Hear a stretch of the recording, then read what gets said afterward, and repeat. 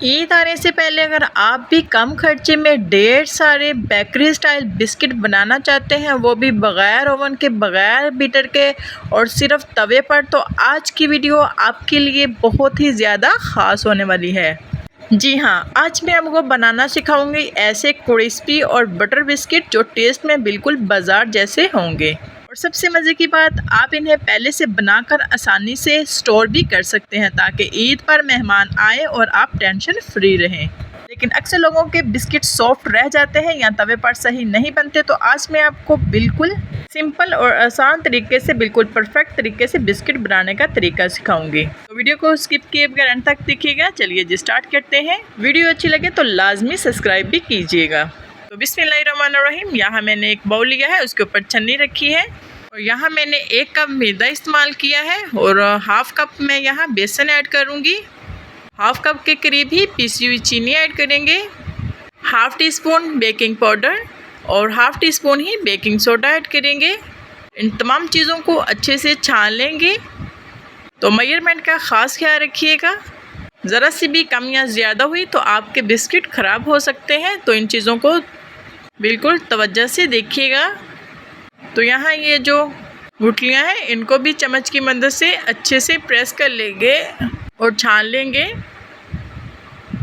अच्छे तरीके से। तो यहाँ देखें तमाम चीज़ें अच्छे से छान ली हैं। तो यहाँ मैं 1 कप के करीब घी का इस्तेमाल करूँगी। तो ख्याल रहे यहाँ घी का ही इस्तेमाल करना है, ऑयल बिल्कुल भी इस्तेमाल नहीं करना, क्योंकि घी से ही हमारे जो बिस्किट हैं बिल्कुल क्रिस्पी और क्रंची बनेंगे। तो यहाँ बिस्किट की डो बनाने का तरीका है, इसको पहले हाथों की मदद से अच्छे से मसलना है 3 से 4 मिनट के लिए। और इसमें पानी और दूध का बिल्कुल भी इस्तेमाल नहीं करना। ये तमाम मिक्सचर हम घी में ही बनाएंगे। तो यहाँ देखें अभी बिल्कुल रूखा है, तो हम इसमें मज़ीद ऑयल ऐड करेंगे जो बचा हुआ था। ऑयल ऐड करने के बाद इसको मज़ीद हम डो को अच्छे से मैश करेंगे हाथों की मदद से और आस्ता आस्ता हम इसको गूंदेंगे और इकट्ठा करते जाएंगे इन तमाम चीज़ों को। यहाँ देखिए स्टेप बाय स्टेप मैं आपको बता रही हूँ, वीडियो को ज़रा भी मैं स्किप नहीं कर रही। मेरी कोशिश यही है कि आपको स्टेप बाय स्टेप बताऊं। जब आप बिस्किट बनाना ट्राई करें तो आपके पहली बार में ही बिल्कुल परफेक्ट बिस्किट बनकर रेडी हो। तो इस तरीके से हम अपनी डो को तैयार कर लेंगे। तो यहाँ देखें माशाल्लाह से डो हमारी बिल्कुल परफेक्ट बनकर रेडी हो गई है।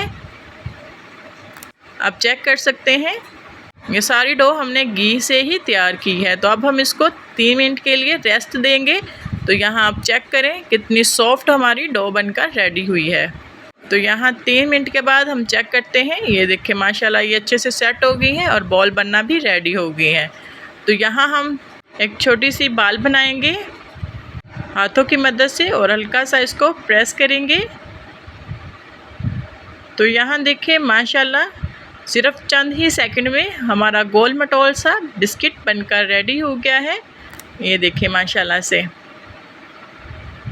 आप चेक कर सकते हैं। तो इसी तरह हम अपने तमाम बिस्किट बनाकर रेडी कर लेंगे। तो यहाँ मैंने बेकिंग ट्रे ली है, इसके ऊपर मैंने बटर पेपर लगाकर तमाम बिस्किट बनाकर इसके ऊपर सेट कर लिए हैं। तो यहाँ देखें माशाल्लाह 2 मिनट में ही हमारे तमाम बिस्किट बनकर रेडी हो गए हैं। तो अब मैंने सिर्फ अंडे की जर्दी ली है और उसके अंदर 1 चुटकी से भी कम मैंने फूड कलर ऐड करके इसको अच्छे से मिक्स कर लिया था। और अब हम इसको ब्रश की मदद से तमाम बिस्किट के ऊपर लगाएंगे। फूड कलर ऐड करने से बहुत ही ज़बरदस्त बाज़ार जैसी लुक आती है। अगर आपके पास फूड कलर नहीं है तो स्किप भी कर सकती हैं, अगर है तो उसको लाजमी ऐड कीजिएगा। तो यहाँ हम इसके ऊपर थोड़े से सफ़ेद तिल ऐड करेंगे।